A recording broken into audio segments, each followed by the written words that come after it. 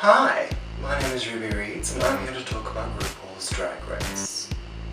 We are back for week 2 of RuPaul's Drag Race Season 8, episode title of which is Bitch Perfect.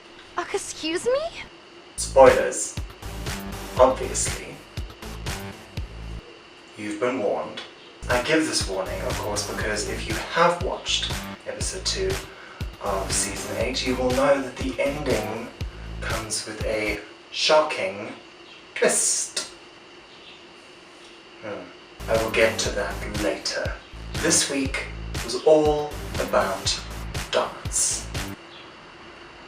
Personally, I do not dance if I can avoid it, because my dance style could best be described as inebriated giraffe. Mostly because I'm usually inebriated when I dance, and I have the height and grace of a giraffe.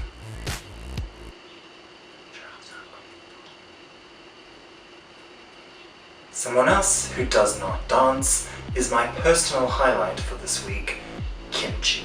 She's not a dancer. She's not a dancer by any stretch of the imagination. As Bob the drag queen puts it, she has 2 left feet and vertigo. Baby. Whew. It was rough. It was rough this week for Kimchi, but the reason I say that Kimchi was my highlight of this episode is not because she failed, of course, because I love her. It's because this week we got to understand so much more about Kimchi. Get to hear that she used to be a very heavy person, but she has now slimmed down. But for anyone who has been chubby, who has been larger, they'll understand that even when you lose that weight, you don't lose the feelings that came with being that weight. A lot of people can relate to that and can understand that, as clearly evidenced by the fact that when she talks about her weight loss, 2 of the girls pop in with photographic proof of their own weight loss. Acid Betty and Dax exclamation point also used to be formerly heavy people. And that was a nice moment to see them all sort of rally around Kimchi, and it continues throughout the episode when Kimchi reveals that because of her weight, because of her self-esteem around her weight, she is still a virgin. We really get a sense with Kimchi's backstories that her self-confidence, her self-esteem is just paper thin, which is heartbreaking to see because it's unwarranted. Conversely from Kimchi, we have someone who certainly does not have paper thin self-confidence or self-esteem, in the form of Acid Betty, aka Asshole Betty, aka Bitter Betty. My opinions on Acid Betty have changed dramatically over the last 2 weeks. She went from being one of my most anticipated contestants this season to someone that I dread her being on screen. My problem with Acid Betty is that she's just fucking scary, really. She genuinely looked like she could punch someone in the face at any second. It made me uncomfortable. It made me fear for the rest of the contestants that have to share a space with her, which is not good. The reason I was excited for Acid Betty is because her looks are on point. She looks amazing and interesting. But as Dorji Thor says, because of that, she tends to get away with being an asshole. And like on the main stage, she gets the positive critique of, you're a team player, you really wanted your team to do well. No, she didn't. She wanted to do well herself. She did not give a shit about the rest of the people in her team, as evidenced by the fact that she continually berated Chi-Chi at any point, was continually saying, I will throw you under the bus the first chance I get. That's not a team player. That's someone who's solely out for themselves. And I don't enjoy it. I'm not into it. I'm really over Acid Betty at this point. Moving on to the mini challenge this week, which saw the queens dress up in thrift store clothing and engage in a Latin style dance-off, which, as you can imagine, was dripping in cultural appropriation. That being said, I did nearly wet myself from laughing at Dorji Thor's Frida Kahlo. Hilarious. And to no one's surprise, I'm sure, the winners of the mini challenge were Cynthia Lee Fontaine and Chi Chi DeVane. Off of that, can I just...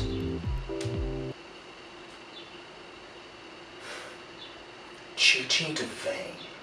I was discussing with a friend the other day, and we've come to the conclusion that we kind of low-key love Chi Chi DeVane now. Yeah, I know. I'm shocked too. I expected little to nothing from Chi Chi DeVane after her Meet the Queens video. I had written her off completely, but to my surprise, her personality is delightful. She is so likable. It's insane, and I am so super happy that she won this week's challenge because, come on, despite what asshole Betty had to say, she led that team to a victory. She brought the house down with boots up in the air at like a 180-degree angle. Yeah, so that's as good a place as any to segue into the main challenge this week, which was a lip sync extravaganza. The challenge was cute. There was no Shade the Rusical. I definitely feel like the Shady Bitches got the better sort of portion of the challenge. They had sort of a better outfit, better dialogue, better songs for their parts than maybe the Lady Bitches had. And now, for the main event, shocking conclusion, double elimination. Do I think they both should have been sent home? No. No, I do not. Yes, Layla's performance reeked of desperation. Yes, Jack's exclamation point tried to go for emotion, but her face didn't quite get the memo. But it wasn't double elimination worthy, in my opinion. I do not think that lip sync was on the same level of Honey Mahogany and Vivian Panay. I do not think it was anywhere near that bad. All in all, it didn't sit well with me. I didn't necessarily find it shocking. I was just confused. I think, much like Layla McQueen, it was desperate. It was a desperate pull for attention, a desperate pull for controversy and for something to be talked about. And, yeah, didn't sit well with me. Obviously, people have been speculating about who Ru was calling on Michelle's phone. I don't really want to go into it here. I don't really want to speculate here. I will say that I've had a look online. I'm dreading who it very well might be. God help us if it is. Anyway, thanks for watching. If you like this video, please click like. If you want to see more, I will be posting my review videos for RuPaul's Drag Race every Sunday. So please subscribe. Yeah.